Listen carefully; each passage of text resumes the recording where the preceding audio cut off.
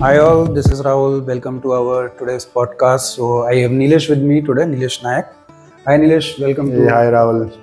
So today's topic will be like struggle to find a job as a visually challenged or person with disability.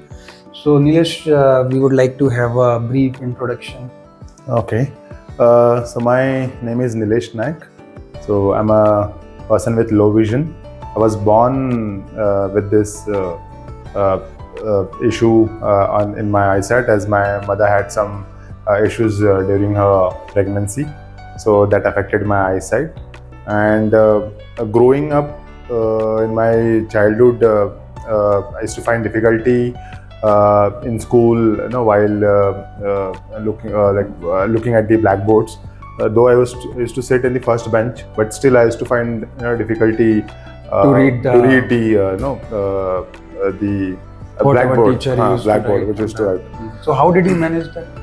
So in that case, so then I started, complaining, saying that I am not able to see the blackboard. So they used to say that you are sitting in the first bench, then why can't you see the blackboard? And then they took me to doctors, and then I came to know that this is what I am having. I'm having macular degeneration in both my eyes. So which has now currently affected my 80% of the sight. Those days it was 40 to 50%. Okay. Slowly and steadily, as I'm growing up, my Means it's a vision progressive. it is disease. progressive. It is deteriorating, and so then I used to wear spectacles, and still after wearing spectacles, I used to find it difficult to watch, to look, the blackboard. So again, First time when we met, you were wearing glasses, so I thought like you are not low vision, you just like normal glasses you are wearing. So there are instances where people do get confused. First, if you'll take me, boarding the special coach in the trains, where people come and they start shouting at me, "Arey, this is a disabled coach. Where are you getting up?" Then I have to clarify that this is what I am. This is what I am having the issue. So looking at me or looking at people, there are so many people who don't look. Looking at them, you can't say that they are having eyesight issues. So the same thing continued in my school days, and then in my college days also I had the same issue where I used to use the magnifying glass to read the books and all. And then the big question was like, I completed my graduation, and then what? What next? Like, everything is done, and because of my eyesight issue, I never sat in front of the computers, because nothing is to be visible for me on the screen. So what's the use of sitting in front of the computer? So after graduation, someone suggested me that you visit NAB in Mumbai and go there. You'll find some way out. So that's how I went to this NAB, and then one by one I started visiting other NGOs, and I got the way. I got the way out. Yeah. So currently you are in IT field and working as an accessibility testing engineer. So how did you get to this job, and how was the difficulties? How was the challenges? Did you? Yeah, difficulties were there. Yeah, there is one more story behind I getting into accessibility. As I said, I went to so many NGOs, and I learned screen readers there. I was not having any idea about screen readers, so I learned screen readers, and then I came to know, okay, I can also use the systems, and work like others. So I went to one NGO, then to the other, and finally I got an opportunity here, and the first project or the first role which I got was in MIS, where I used to work on reports, where you were also there with me in the same project. So where we used to pull data from SAP, and then massage the data accordingly and send it to the client. But then doing this, there were few limitations also with our screen readers, where we used to be you know, no, not There were looked into accessibility challenges as well. where though we had the caliber to work, but then they used to think that we are not competent enough to Correct. prepare this complicated reports. It was not like we were not competent, but Technology, the system system was not competent enough to do that. So there I had this curiosity that something need to be done, or I have to get into something where I can help others make the websites or the applications accessible.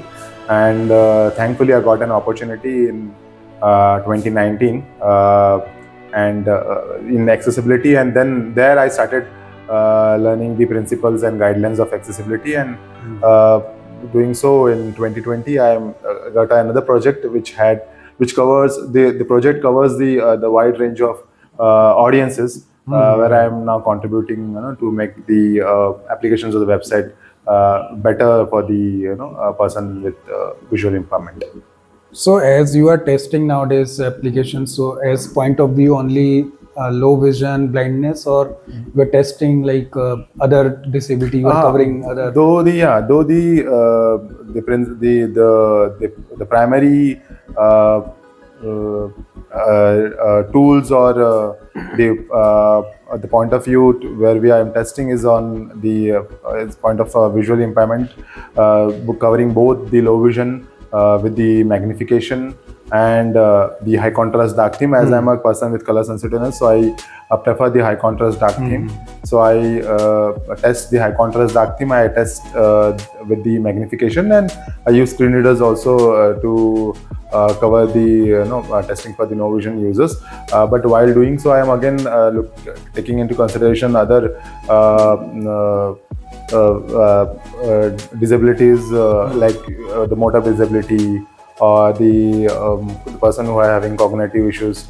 So all those things also we are taking into consideration and testing from their point of view also. People say like nowadays if you are a person with disability, especially blindness or low vision, so you are suitable for accessibility testing only. Is it true, or like they can be as per their competency like HR or different kind of roles? So what would you like to say? So nowadays this is very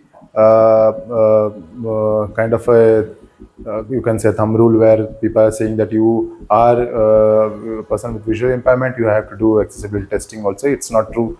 Like a person with visual impairment have the if he is competent enough, he can be a good HR also, he can be a developer also, he can be a good admin also. So whichever skill set he has, he can work accordingly, provided that he gets that opportunity. So it's all about opportunity. People should have trust on us. It's not that we have a lack of knowledge or something like that. It's limitations which we face, and if we get a bit support from our colleagues or from our seniors, we can be as good as the sighted users who are good in their fields.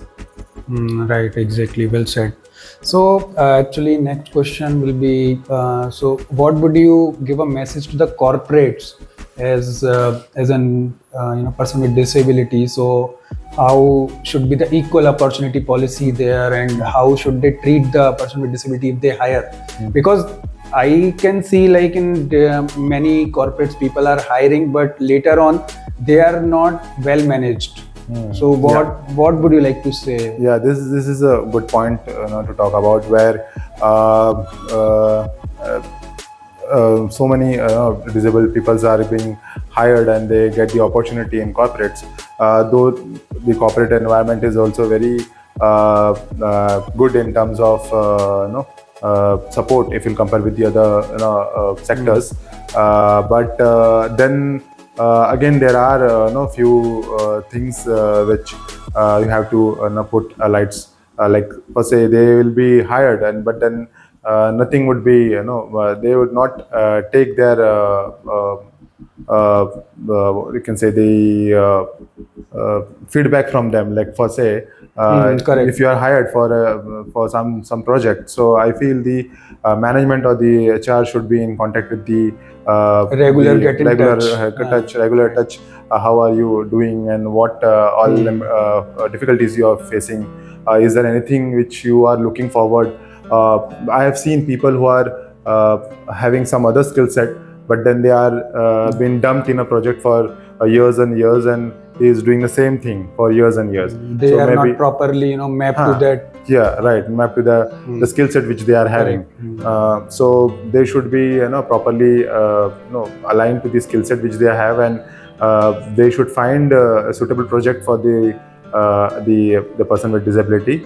So they can because they are wasting their skills or the talent which they have if you are not working in the skill set which they are having. It's like asking a carpenter to make pots. Correct, So it's not exactly. like, so he'll make pot, but that won't be that good which a potter can make. So according to the skill set, they should be aligned, and there should be continuous feedback from the management or the HRs with the person with disability, so that they get an idea like how he is or she is doing in the project.